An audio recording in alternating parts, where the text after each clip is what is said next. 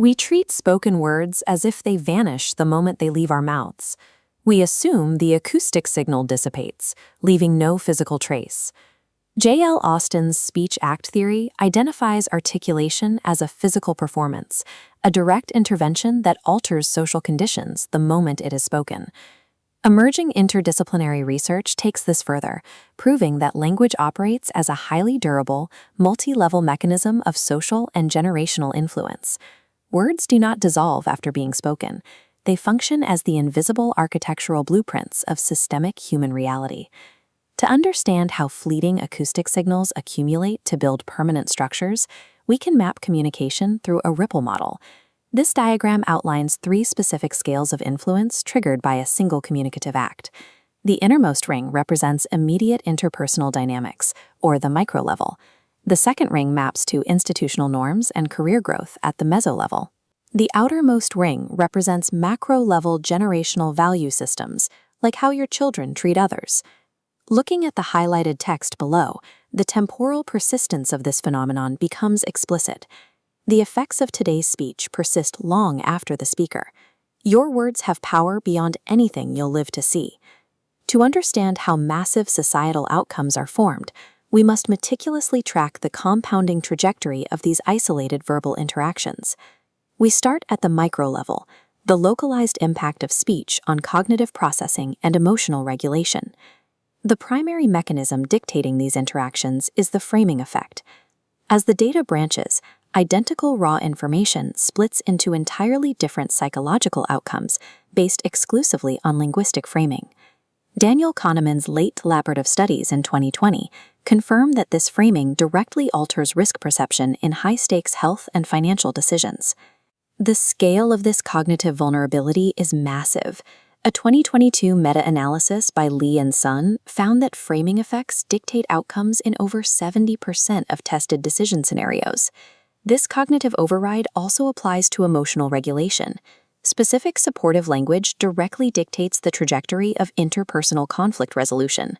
A 2021 study by Rees and colleagues quantified this, showing that word choice produces measurable, distinct margins of relational satisfaction. At the micro level, speech is prescriptive. It programs immediate human behavior and establishes baseline emotional states. When localized words consolidate, they harden into organizational narratives at the meso level.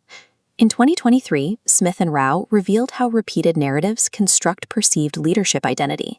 Notice how the narrative pulses from the central leader node overwrite the raw performance data of the surrounding network. This narrative identity formation happens entirely independent of measurable, objective performance data. The ultimate stress test of this mechanism is organizational crisis communication, evident in reputational cascades like the public relations failures of United Airlines. A leader's linguistic framing during a crisis acts as a multiplier, exponentially amplifying institutional damage far beyond the physical trigger event.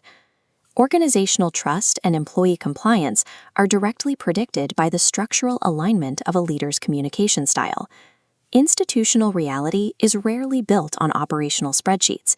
It is sustained by the narrative repetition of its leaders. This ripple reaches its final boundary at the macro level.